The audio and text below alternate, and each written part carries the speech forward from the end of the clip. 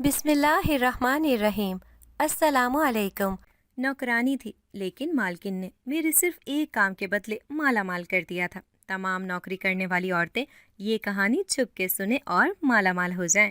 گاڑی آفس کے باہر آ کر رک چکی تھی۔ ڈرائیور اپنی سائٹ والا دروازہ کھول کر فوراً نیچے آیا اور میری سائٹ والا دروازہ کھولا۔ میں جب آفس میں داخل ہونے لگی تو مسلح گارڈ نے مجھے مودب ہو کے سلام کیا۔ یہ ایک بہت شاندار عمارت تھی۔ میں اندر گئی تو مجھے تمام امپائر سلام کرنے لگے اور اپنی سیٹوں سے اٹھ کر کھڑے ہو گئے۔ میں سب لوگوں کو سر کی ہلکی سی جنبش سے سلام کا جواب دے رہی تھی۔ جب میں باس کے کمرے میں داخل ہونے لگی تو اس کے سیکرٹری نے مجھے روکا۔ ایکسکیوز می میم، آپ بغیر اپائنٹمنٹ کے اندر نہیں جا سکتی۔ میں نے اسے مر کر قدرے غور سے دیکھا۔ وہ نیا چہرہ تھا۔ میں اسے اس آفس میں پہلی بار دیکھ رہی تھی۔ جب پچھلے ہفتے آفس میں آئی تو یہاں پر دوسری لڑکی تھی، غالباً یہ نیو سیکرٹری تھی۔ میں نے اسے کہا، آپ جانتی ہیں میں کون ہوں؟ وہ ناسمجھی سے مجھے دیکھنے لگی۔ سوری میم، میں نہیں جانتی، آپ خود بتا دیں کہ آپ کی سر کے ساتھ اپائنٹمنٹ ہے۔ میں نے اسے جواب نہیں دیا اور آفس کا دروازہ کھول کے اندر آ گئی۔ میں جب آفس میں داخل ہوئی تو باس فون پر مصروف تھے۔ مجھے دیکھ کر مسکرائے اور بولے، آج ہمارے غریب خانے کو کیسے رونق بخشی۔ میں نے مسکراتے ہوئے ان کے سامنے پڑی ہوئی کرسی پر بیٹھ گئی۔ ایک ضروری کام لے آیا ہے آپ کے پاس۔ اتنے میں وہ سیکرٹری بھی کمرے میں آ گئی اور کہنے لگی، سوری سر، میں نے انہیں روکنے کی بہت کوشش کی مگر یہ اٹس اوکے سارا، یہ میری وائف ہے اینڈ مائی ڈیئر وائف، یہ میری نیو سیکرٹری ہے۔ غالباً تم اس کی جوائننگ کے بعد پہلی دفعہ آئی ہو۔ میں نے تائیدی انداز میں سر ہلایا۔ سارا مجھے حیرت سے دیکھ رہی تھی۔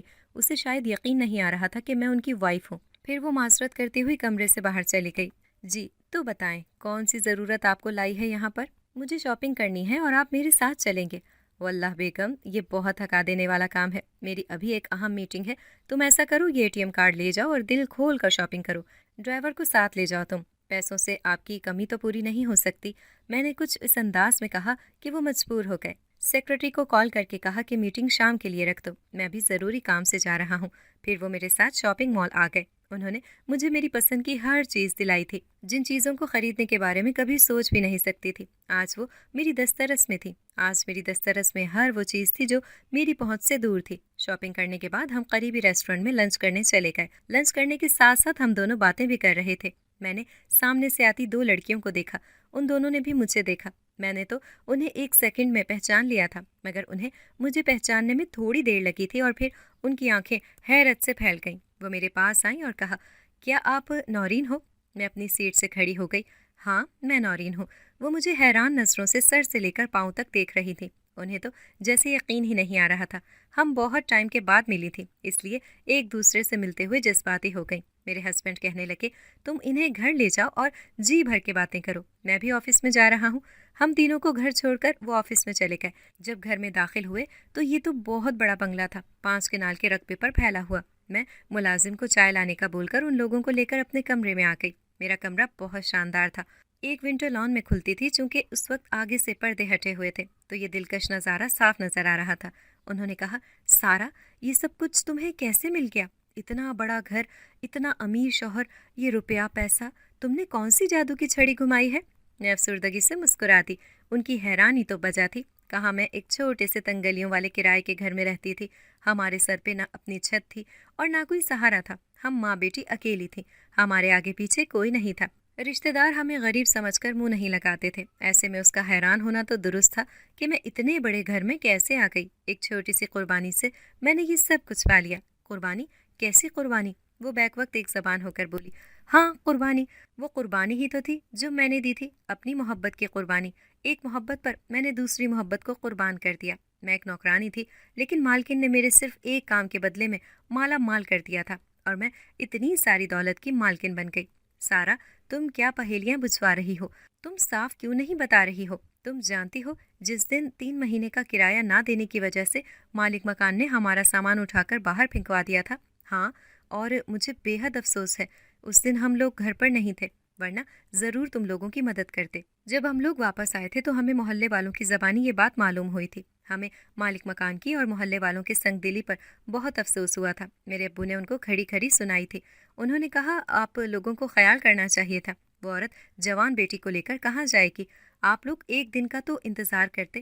پھر ان سب لوگوں نے شرمسار ہو کر سر جھکا لیے تھے۔ ابو نے تم دونوں کو بہت ڈھونڈا، بہت تلاش کیا تم لوگوں کو۔ جن کے چند گنے چنے رشتہ داروں کا ہمیں پتہ تھا، ہم نے اس سے بھی پوچھا مگر کسی کو بھی تم لوگوں کا معلوم نہیں تھا، اور آج میں 5 سال کے بعد تمہیں دیکھ کر حیران رہ گئی ہوں۔ تم کتنا بدل گئی سارا، تم پہلے سے زیادہ خوبصورت ہو گئی ہو، تم باوقار لگنے لگی ہو، تمہاری کایا کیسے پلٹی یار۔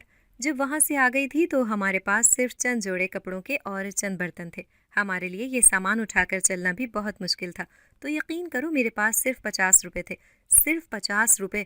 آج کل کے زمانے میں 50 روپے میں کیا آتا ہے؟ اتنے پیسوں میں نہ میں گھر کا انتظام کر سکتی تھی اور نہ ہم پیٹ بھر کر کچھ کھا سکتی تھی۔ بہت پریشان تھی کہ کیا کروں، کوئی راستہ نظر نہیں آ رہا تھا، اوپر سے آنے جانے والوں کی نظریں مجھے کوفت میں مبتلا کر رہی تھیں۔ ہم دونوں ماں بیٹی آنے والے وقت کے خوف سے لرز رہی تھیں۔ شام کا وقت قریب تھا، ہلکا ہلکا اندھیرا پھیلنے لگا تھا۔ رات کے وقت ہم کہاں پناہ لیتی، یہاں تو سب بھیڑیے پھر رہے تھے جو موقع کی طاق میں تھے، جو چیر پھاڑنے کو تیار بیٹھے تھے۔ ہم دونوں چلتی ہی جا رہی تھیں، ہمارے پاؤں سن ہو گئے تھے، بھوک سے برا حال تھا اور ہونٹ پیاس سے خشک ہو گئے تھے۔ ایسے میں ہم دونوں ماں بیٹی کو ایک دوسرے کے علاوہ اپنے رب کا ہی سہارا تھا۔ ہم دونوں ایسے ہی چلتی چلی جا رہی تھیں، اندھیرا پھیل چکا تھا۔ اتنے میں کچھ منچلوں کا گروپ ہمارے پاس آیا، وہ مجھے چھیڑنے لگے تھے، مجھ پر جملے کس رہے تھے۔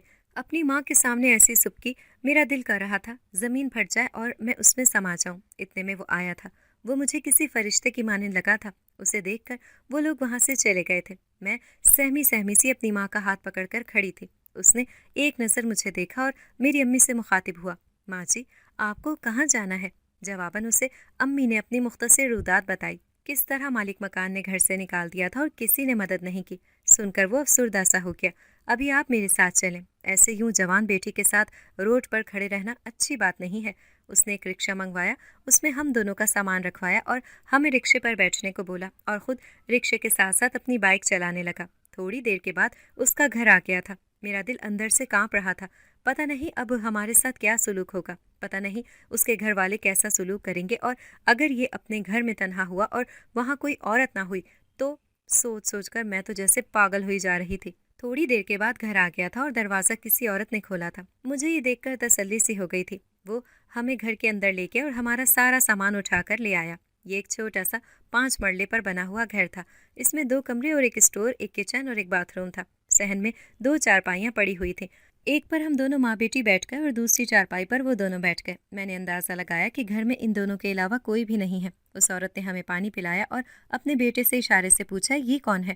میری امی نے مختصر اپنی رودات بتائی۔ وہ بھی کافی دیر افسردگی سے بیٹھی رہی۔ بولی، بہن آپ پریشان نہ ہو، جب تک آپ کا کوئی انتظام نہ ہو جائے آپ یہاں پر رہ سکتی ہیں، آپ کو کسی قسم کی کوئی تکلیف نہیں ہوگی۔ میرا نام شبانہ ہے اور یہ میرا بیٹا ہے زین۔ اس کے ابو کا 2 سال پہلے انتقال ہو چکا ہے اور اس گھر میں ہم دونوں ہی رہتے ہیں۔ اس وقت میں نے نظر اٹھا کے اس لڑکے کو دیکھا، وہ خاصا خوب رو تھا، اس کی آنکھوں میں شرافت تھی۔ اسی وقت اس نے بھی میری طرف دیکھا، ہم دونوں کی نظریں ملی، میرے دل کو کچھ ہوا، میں نظر جھکا کر رہ گئی۔ پھر ہم سب نے کھانا کھایا اور ماں بیٹی اس عورت کے کمرے میں آ گئی اور زین دوسرے کمرے میں چلا گیا۔ ہم دونوں کو یہاں پر کسی بھی قسم کی کوئی تکلیف نہیں تھی، پھر بھی ہم کسی پر بوجھ بن کر کیسے رہ سکتے تھے؟ میری تعلیم بھی بس میٹرک تک تھی، آگے پڑھنے لکھنے کا شوق ہونے کے باوجود حالات کی وجہ سے پڑھ نہیں سکتی تھی۔ کیا سوچ رہی تھی میں؟ کوئی ملازمت کروں؟ شبانہ آنٹی نے کہا، ایک عورت ہے، اسے ملازمہ کی ضرورت ہے، ان کا بہت بڑا سا گھر ہے، وہ بہت اچھی خاتون ہے، گھر میں بس میاں بیوی کے علاوہ ملازم ہیں، انہیں کچن کے کاموں کے لیے ملازمہ چاہیے، تم کہو تو میں بات کروں؟ میں نے کہا، جی آنٹی آج ہی بات کر لیں۔ پھر وہ مجھے لے کر اس گھر میں آ گئی۔ اس گھر کو دیکھ کر میری آنکھیں پھٹی کی پھٹی رہ گئی تھی۔ اتنا شاندار گھر میں نے اپنی پوری زندگی میں نہیں دیکھا تھا۔ یہ بہت بڑا بنگلہ تھا۔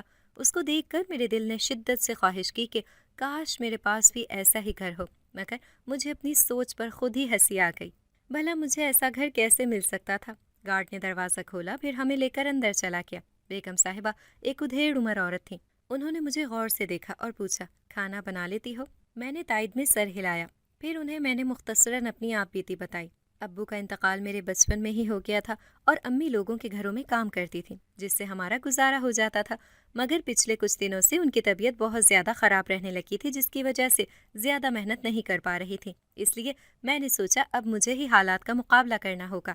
باجی نے مجھے نوکری پر رکھ لیا تھا اور ہمیں رہنے کے لیے کوارٹر بھی دے دیا تھا۔ ہم ماں بیٹی یہیں پر شفٹ ہو گئی تھیں۔ کبھی کبھی ہم شبانہ آنٹی سے ملنے کے لیے چلی جاتی تھیں، کیونکہ انہوں نے ہمارا مشکل وقت میں بہت ساتھ دیا تھا۔ میں ان کی بہت قدر کرنے لگی تھی۔ میری بیگم صاحبہ واقعی بہت اچھی خاتون تھی، بہت خیال رکھنے والی تھی۔ اس کے کہنے پر ہی میں نے پرائیویٹ پڑھائی کا سلسلہ شروع کیا تھا۔ وہ پڑھائی میں میری بہت مدد کر دیا کرتی تھی اور مجھ سے ڈھیر ساری باتیں بھی کرتی تھی۔ رات کو جب میں سونے کے لیے لیٹتی تھی تو زین کا چہرہ میری آنکھوں کے سامنے آ جاتا تھا۔ مجھے مشکل وقت میں سہارا دے کر اس نے میرا دل جیت لیا تھا۔ اس کے لیے میرے دل کے جذبات دھیرے دھیرے بدلنے لگے تھے۔ مجھے لگا تو مجھے اس کے ساتھ محبت ہونے لگی ہے۔ یہ ایک بہت انوکھا اور خوشکن احساس تھا۔ اس دن وہ شام کے بعد ہم لوگوں سے ملنے کے لیے آیا تھا۔ اس کی نظر بہت کچھ کہہ رہی تھی۔ وہ خاموش ہوتے ہوئے بھی بہت کچھ کہہ گیا تھا۔ جب میں اس کو دروازے تک چھوڑنے آئی تو اس نے مجھے کہا، تم نے کون سا مجھ پر جادو کر دیا ہے، بہت یاد آنے لگی ہو مجھے۔ آج تک کسی لڑکی کے لیے ایسا محسوس نہیں کیا۔ میں چاہتا ہوں تو میری زندگی میں شامل ہو جاؤ۔ اگر تم کہو تو میں امی سے ہمارے رشتے کی بات کر لوں۔ اس کا اظہار محبت مجھے ہوا میں اڑانے کے لیے کافی تھا۔ میں بھی دل سے یہی چاہتی تھی، مگر اتنی جلدی میں شادی نہیں کرنا چاہتی تھی۔ میں نے اس سے کہا، شادی میں آپ کے ساتھ ہی کروں گی، مگر ابھی نہیں، کچھ وقت کے بعد۔ وہ خاموشی سے میری بات مان گیا۔ اس کے بعد جب بھی ملتا مجھ سے ہر بات کرتا تھا، اگرچہ شادی وہ میری مرضی سے ہی کرنا چاہتا تھا۔ کوئی میرا خیال رکھتا ہے، مجھے اتنا چاہتا ہے، یہ احساس میرے لیے بہت خوشکن تھا۔ میری بیگم صاحبہ بہت اچھی تھی۔ جب میں انہیں اداس دیکھتی تو میرا دل بھر آتا تھا۔ ایک دن میں نے ان سے ان کی اداسی کی وجہ پوچھی تو گہری سانس لے کر بولی، اتنا بڑا گھر، اتنی زیادہ دولت کس کام کی؟ اگر میرے بچے ہوتے تو یہ سب ان کے کام آتا، مگر اب میں نے کہاں سے علاج نہیں کروایا۔ میں نے منتیں مرادیں مانگی، وظیفے کیے، مگر میری خالی جھولی نہیں بھری۔ وہ ہاتھوں کے پیالے میں منہ چھپا کر رونے لگی۔ میں ان کے دکھ میں دکھی تھی، مگر ہر کام میں اللہ کی حکمت ہوتی ہے۔ اگر ان کی اولاد نہیں تھی تو اس میں اللہ کی بہتری ہوگی۔ پچھلے کچھ دنوں سے اماں کی طبیعت بہت زیادہ خراب رہنے لگی تھی۔ وہ ہر وقت بیمار اور تھکی سی رہتی تھی۔ اس دن میں انہیں زبردستی ہسپتال لے کر گئی تھی اور معائنہ کروانے کے بعد جو مجھ پر انکشاف ہوا، اسے سن کر مجھ پر آسمان ہی ٹوٹ پڑا۔ رپورٹ میرے ہاتھ سے نیچے گر گئی تھی۔ میں سمجھنے سے قاصر تھی کہ میرے ساتھ یہ سب کیوں ہو رہا ہے۔ میں کتنی دیر وہاں پر بیٹھ کر روتی رہی، اور جب میں گھر پر آئی تو میں اپنے کوارٹر میں جانے کے بجائے سیدھا بیگم صاحبہ کے پاس آ گئی۔ اگر اس وقت میں اپنی ماں کے پاس جاتی تو وہ میرے چہرے سے ہر بات جان لیتی۔ میری حالت دیکھ کر بیگم صاحبہ چونکی اور مجھ سے پوچھا، کیا ہوا ہے؟ جواب میں نے انہیں ساری بات بتائی۔ اماں کو کینسر تھا، مگر ابھی اس کا علاج بھی ممکن تھا۔ میری بات سن کر بیگم صاحبہ بھی افسردہ ہو گئی۔ میں دھاڑے مار کر رو رہی تھی کہ اپنی ماں کا علاج کیسے کرواؤں۔ تھوڑی دیر تو بیگم صاحبہ خاموش بیٹھی رہیں، پھر وہ بولی، ایسا ممکن ہے، میں تمہاری ماں کا خود علاج کرواؤں گی۔ اگر پاکستان میں ان کا علاج ممکن نہ ہو سکا تو ان کو باہر لے جاؤں گی۔ میں نے حیرت سے ان کی طرف دیکھا۔ سچ بیگم صاحبہ؟ ہاں بالکل سچ، مگر کیا بیگم صاحبہ؟ اس کے لیے تمہیں ایک کام کرنا ہوگا۔ تمہاری ماں کا علاج بھی ہو جائے گا اور تم مالا مال بھی ہو جاؤ گی۔ میں تمہیں اتنی دولت دوں گی کہ یہ تمہاری زندگی سنور جائے گی۔ بیگم صاحبہ کی باتیں میرے سر کے اوپر سے گزر رہی تھیں۔ مجھے کچھ سمجھ نہیں آ رہا تھا کہ یہ آپ کیا کہہ رہی ہیں۔ آپ کھل کر کہیں، آپ کو مجھ سے کیا کام لینا ہے؟ دیکھو سارا، تم جانتی ہو کہ مجھے اولاد کی کتنی خواہش ہے۔ بہت علاج کروانے کے باوجود بھی اللہ پاک نے مجھے اس نعمت سے محروم رکھا۔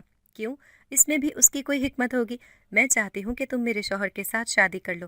میں جانتی ہوں کہ وہ تم سے بہت بڑے ہیں، مگر یہ شادی صرف تب تک رہے گی جب تک تم چاہو گی۔ تمہاری جو بھی اولاد ہوگی وہ تم مجھے دے دو گی۔ اس کے بعد تم جہاں کہو گی میں تمہاری خود شادی کروا دوں گی، اور یوں تمہیں اتنی دولت مل جائے گی، تمہاری زندگی سنور جائے گی۔ ٹھنڈے دل سے میری بات پر غور کرو، اس میں تمہارا ہی فائدہ ہے۔ میں بے جان قدموں سے چلتے ہوئے اٹھ کر اپنے کوارٹر میں آ گئی۔ میں نے زین سے سچی محبت کی تھی۔ اس کی محبت سے دستبردار ہونا میرے لیے آسان کام نہیں تھا۔ دوسری طرف اماں تھی، جنہوں نے مجھے محبت کا مفہوم بتایا تھا، جنہوں نے میرے لیے اتنی تکلیف کیوں اٹھائی تھی، جو بھوکی رہ کے مجھے کھانا کھلاتی تھی۔ ماں کے کون سے احسانات نہ تھے مجھ پر۔ اب میں کل کی محبت پر اپنی ماں کی محبت کی قربانی دے دیتی۔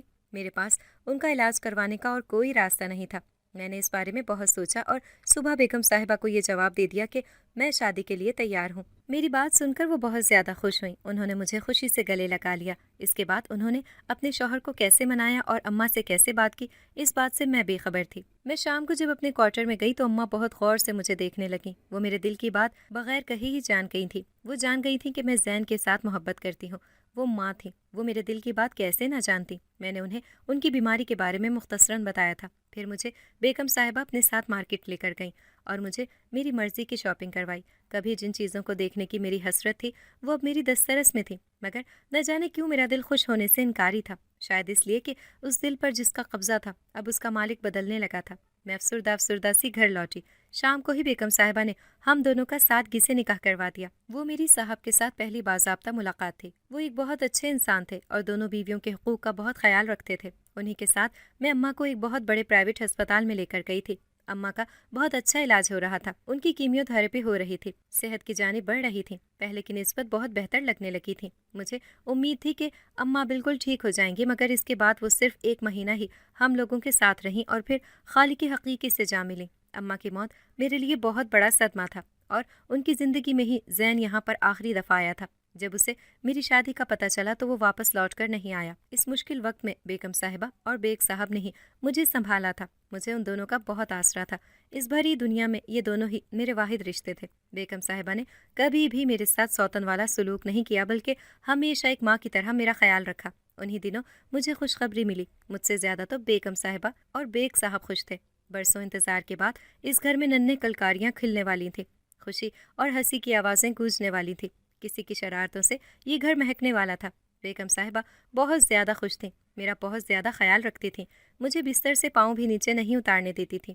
मेरी डिलीवरी में थोड़ा सा ही वक्त रह गया था जब एक दिन बेगम साहिबा मेरे होने वाले बच्चे के लिए शॉपिंग करने गई। बहुत ज़्यादा पुरजोश हो रही थी। उन्होंने मुझे भी साथ चलने को कहा, मगर मेरी तबीयत बहुत ज़्यादा ख़राब थी। मेरी ऐसी हालत भी नहीं थी कि मैं मार्केट जाती। उस दिन उन्होंने ढेर सारी शॉपिंग की थी और उस दिन वो गाड़ी भी खुद ही ड्राइव कर रही थी। जब उनका एक्सीडेंट हुआ, उनकी गाड़ी चिथड़ों में बदल गई थी। उनकी लाश को पहचानना भी मुश्किल था। उनकी मौत ने मुझे भी अफसुर्दा कर दिया था और बेग साहब को भी। बहुत ज़्यादा उदास थे वो।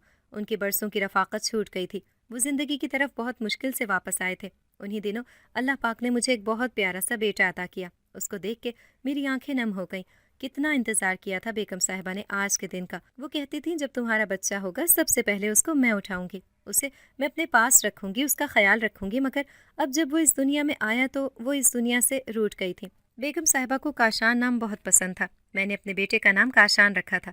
काशान हूबहू बेग साहब की कॉपी था। वो इस बात पर फूले न समाते थे। बेटे को पाकर वो हद से ज़्यादा खुश हो गए थे। मैं भी यही आहिस्ता आहिस्ता नॉर्मल ज़िंदगी की तरफ लौट रही थी। मेरे दिल से उदासी और कल्फत आहिस्ता आहिस्ता छटने लगी थी और मैं खुश रहने लगी थी। मैंने अपने लिए बहुत सी सरगर्मियाँ तलाश कर ली थी। मैं अक्सर बेग साहब के ऑफिस भी जाने लगी थी। जब मैं उनके बेटे को उठाकर ऑफिस में जाती तो वो खुशी से खिल उठते थे और सारे काम छोड़कर उसको गोद में उठाकर उससे प्यार करने लगते थे। 2 साल के बाद अल्लाह पाक ने मुझे एक और बेटा अता किया। मेरी मसरूफियात भी बढ़ गईं। अब 2 बेटों की माँ बन चुकी हूँ। अब मेरे पास हर वो चीज़ है जिसकी मैंने कभी ख्वाहिश की थी। मेरे दोनों बेटे स्कूल गए हुए हैं, वरना मैं तुम लोगों को ज़रूर उनसे मिलवाती। बस ये है मेरी आप बीती। निम्रा और सादिया की आंखें मेरी कहानी सुनकर नम हो गई थी। यार, आंटी का सुनकर बहुत अफसोस हुआ। तुमने हमें बिल्कुल ही गैर कर दिया। एक बार तो मिलने के लिए आ जाती हमसे। आखिर बरसों का रिश्ता था हमारा। मैं तुम्हारी बचपन की सहेली थी। तुमने मुझे भी गैरों की सफ में लाकर खड़ा कर दिया। ऐसी बात नहीं है सादिया, बस मुझे कभी मौका ही ना मिला। सच पूछो तो मेरा कभी दिल ही नहीं चाहा। जिस बेसरो सामानी की हालत में हम वहाँ से निकली थी, हमारे हाथ में पैसे नहीं थे, हमें किसी का कोई आसरा नहीं था। मैंने मोहल्ले में कितने लोगों की मिन्नतें की थी, हमें कुछ दिन की पनाह दे दें। हम कहाँ जाएंगी? हमारा तो कोई ठिकाना ही नहीं, ना हमारा कोई रिश्तेदार है, और जो दूर पार के रिश्तेदार हैं वो तो गरीब समझकर बात ही नहीं करते। उन्होंने हमारी कहाँ मदद करनी है, मगर किसी ने भी मेरी फरियाद नहीं सुनी। और उस दिन रोड पर खड़े रहकर जो मैंने अजियत सही है, उसे तो मैं मरते दम तक नहीं भुला सकती हूँ। अगर उस दिन जैन ना होता तो न जाने हमारे साथ क्या होता। मैं सिसक पड़ी थी। सादिया ने मेरे कंधे पर हाथ रखा और मुझे तसल्ली दी। और जैन का बताओ, उससे कभी मुलाकात नहीं हुई? मैं एक बार उसकी गैर मौजूदगी में उसके घर गई थी। उसने शादी कर ली और उसकी बीवी बहुत अच्छी है। मैं उसकी बीवी और अम्मी से मिलकर आ गई थी। जैन का सामना करने की मुझ में हिम्मत नहीं थी। उससे शादी के वादे करके मैं किसी और की दुल्हन बन गई। ऐसे में उसका सामना कैसे कर सकती थी? चलो यार, जो होना था हो गया। अल्लाह के हर काम में हिकमत होती है। तुमने बहुत सारी मुश्किलात सही हैं, मगर देखो अल्लाह पाक ने तुम्हें कितना अता किया है। इतना बड़ा घर, औलाद की खुशी, दौलत, सुकून, ऐशो इशरत, अल्लाह पाक ने भी तो तुम्हें देने में कोई कमी नहीं रखी। अब पुरानी बातों को छोड़ दो और यूं मायूस करके नाशुक्री की बातें ना करो। और तुम किसी के घर में जाओ या नहीं जाओ, हमारे घर में ज़रूर आना। मेरी अगले महीने शादी है और तुमने मेरी शादी पर ज़रूर आना है। ना सिर्फ खुद आना है, बल्कि अपने शौहर और बच्चों को भी लेके आना है। मैं तुम्हारा इंतज़ार करूँगी।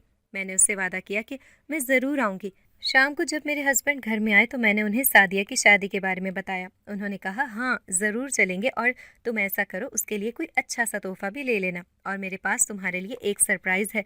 कैसा सरप्राइज़? हम अगले हफ्ते उम्रे पे जा रहे हैं। ارے واہ، یہ تو بہت اچھی بات ہے، میں بہت خوش ہو گئی۔ یہ ایک ہفتہ تیاری میں لگ گیا۔ میں عمرے پہ جانے سے پہلے سعدیہ اور محلے میں سب سے ملنے کے لیے گئی تھی۔ آج جب میں حرم پاک میں تھی تو روتے ہوئے میں نے اپنے تمام گلے شکوے، دکھ درد آنسوؤں کی شکل میں بہا دیے تھے۔ میرے دل میں اب کسی کے لیے کوئی منفی جذبات نہیں تھے۔ میرے دل میں یہ سوچ کر اطمینان تھا، میرے لیے اللہ پاک نے بہترین فیصلہ کیا ہے۔ مجھے تھوڑی سی مشکلات دکھا کر اس نے میرے لیے کتنی آسانیاں پیدا کی ہیں۔ میں جتنا اپنے رب کا شکر ادا کروں کم تھا۔ اور جب میں واپسی کے لیے سفر کر رہی تھی تو میرے دل میں اطمینان اور سکون تھا، اور اس میں میرے رب کی محبت معزن تھی۔ اگر آپ کو ہماری آج کی کہانی پسند آئی ہے تو اسے لائک کریں، شیئر کریں اور چینل کو سبسکرائب کرنا مت بھولیے گا تاکہ آپ کو ہر نئی آنے والی ویڈیو کا نوٹیفیکیشن بر وقت ملتا رہے۔